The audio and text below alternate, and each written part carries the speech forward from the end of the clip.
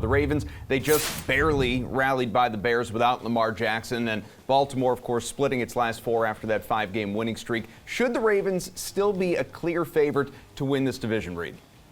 I think so. Look, the defense has a lot of issues, right? Patrick Queen in the middle linebacker position has a lot of issues. He's getting better.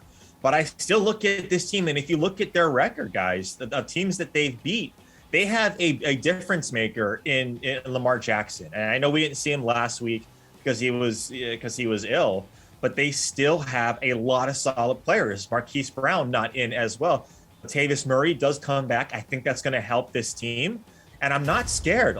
Cincinnati, they beat a bad Raiders team. Trust me. I've watched enough Raiders games to know that this is exactly who the Raiders are. Putting up 32 against the Raiders isn't exactly a tough test, right? We've seen Cincinnati lose to the Jets. So I'm not exactly scared of Cincinnati.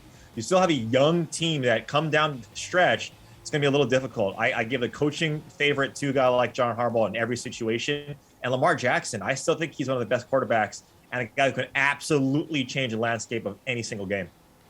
Bengals just a game back in that division here, Geoff. What are your thoughts on the Ravens or any other contender for that matter in the North? I mean, there is not a team in the NFL who has been luckier this year than the Baltimore Ravens. I mean, I've said this like every week on this show, but even just last week, okay, they have to start their backup quarterback. What happens to the other quarterback on the other side? He goes out like a quarter into the game. I mean, how lucky can this team get? A 66-yard field goal to beat the Detroit Lions, overtime games, penalties.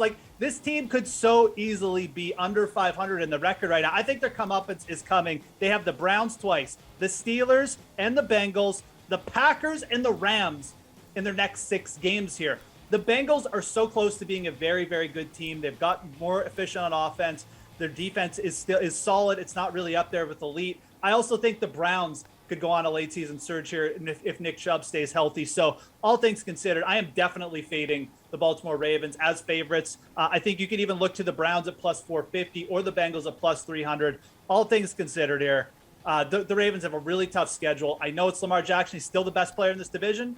And if I'm wrong, it's because Lamar just went nuts over the last few games. But I think this team rides the right side of variance to end the year. And I think they end up getting overtaken.